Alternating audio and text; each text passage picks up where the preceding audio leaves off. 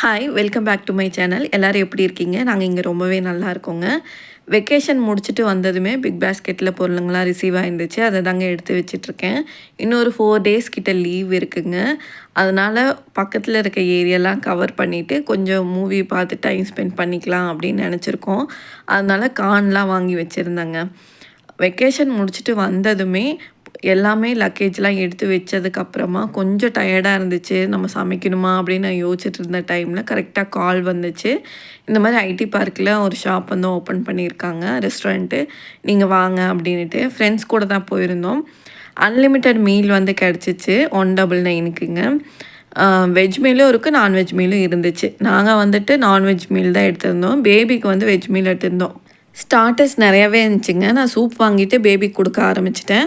Curd ரைஸும் veg ரைஸும் கூட மஷ்ரூம் கிரேவி வந்து கொடுத்துருந்தாங்க. பேபிக்கு வந்து நான் ஃபீட் பண்ண ஆரம்பிச்சிட்டேன். அதுக்கப்புறம் நான் சாப்பிட்டேன். ஜீரா ரைஸ், அப்புறம் 65, அது கூட சிக்கன் கிரேவி சாப்பிட்டுட்டு வீட்டுக்கு வந்தாச்சு. வீட்டுக்கு வந்து நல்லா ரெஸ்ட் எடுத்துகிட்டு ஒரு 11 போல் லன்ச் செய்ய ஆரம்பிச்சிட்டேன். நிறையா வெஜிடபிள்ஸ் எல்லாம் போட்டு வெஜ் பிரியாணி தாங்க செஞ்சுருந்தேன். நானும் ஹஸ்பண்டும் லைட்டாக தாங்க சாப்பிட்டோம். வெளியே சாப்பிட்டு வந்தோம் அப்படின்னா பிரேக்ஃபாஸ்ட் வந்து ஸ்கிப் பண்ணிடுவோம். ப்ரன்ச் மாதிரி நாங்கள் 2 பேரும் எடுத்துக்கிட்டோம். பேபிக்கு வந்து ராகி கூழ் வந்து கொடுத்தாச்சு. இது வந்து ட்ரிப் முடிச்சுட்டு ரிட்டன் வர வழியில் உக்கடமில் இறங்கி மீன் வந்து வாங்கிட்டு வந்திருந்தோங்க. கொஞ்சம் நிறையாவே வாங்கிட்டு வந்திருந்தோம். அதை ஃப்ரை பண்ணிவிட்டு சாப்பிட்டுட்டு கிளம்பியாச்சு.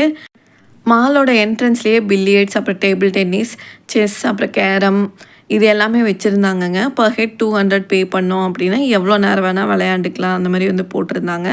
கொஞ்சம் நேரம் விளையாண்டுட்டு வந்தோம். பில்லியர்ட்ஸ் நான் வந்து ட்ரை பண்ணதில்லை, ஃபஸ்ட் டைம் ட்ரை பண்ணி பார்த்தேன். அவ்வளோவா வரல. ஹஸ்பண்ட் வந்து நல்லாவே விளையாடுவார். காஃபி வாங்குறேன்னு சொல்லிட்டு ஹஸ்பண்ட் வந்து ஃபுட் கோர்ட் வந்து போயிருந்தார். கொஞ்ச நேரம் தாங்க பேபியை வச்சுருந்தேன். அவருக்கு வந்து நம்ம உட்காரவே கூடாது. உட்காந்தோம் அப்படின்னா ஏதாவது பிரச்சனை பண்ணிட்டே இருப்பார். விளையாடுற வரைக்கும் விளையாடுவார்.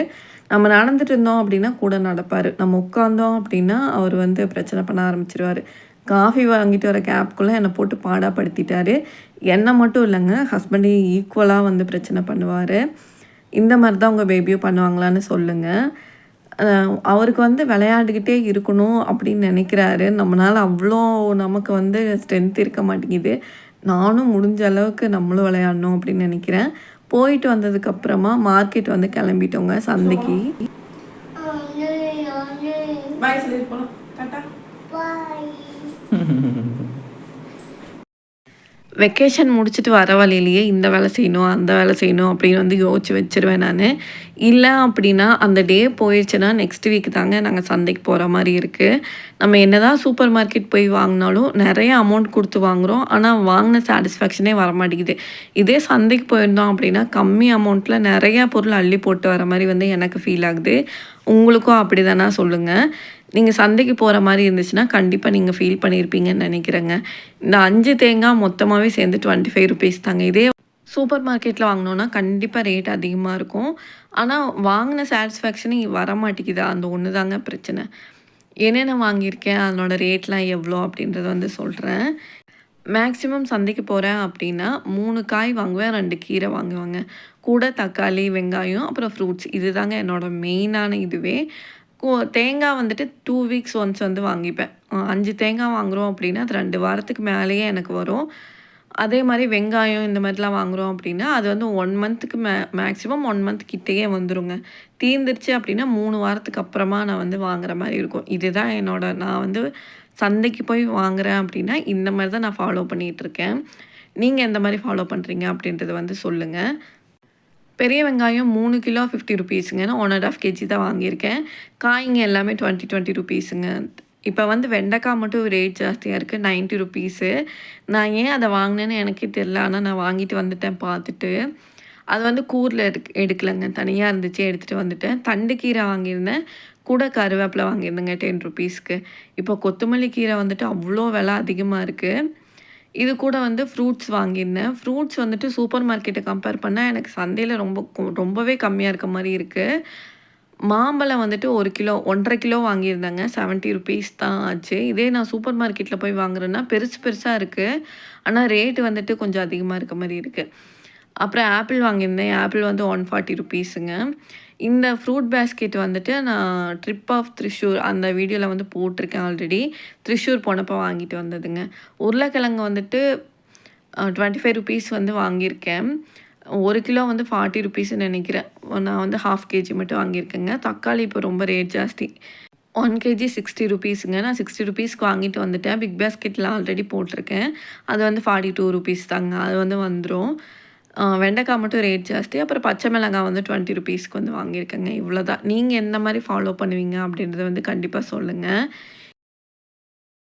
கால் தடமே பதியாது கடல் தீவு அவள்தானே, அதன் வாசனை மணலில் பூச்செடியாக நினைத்தேன்.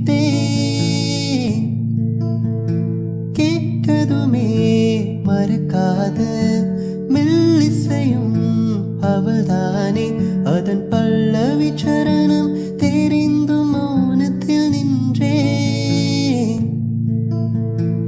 ஒரு கரையாக அவள் இருக்க, மறுகரையாக நான் இருக்க. எந்த டைமில் வீடியோ போட்டால் உங்களுக்கு வந்து பார்க்குறதுக்கு யூஸ்ஃபுல்லாக இருக்கும்னு கேட்டிருந்தேன். நீங்கள் யாருமே கமெண்ட்டே பண்ணல. எனக்கு வந்து இன்ஸ்டாவில் வந்துட்டு அவ்வளோ வந்து நல்லா பேசுகிறீங்க.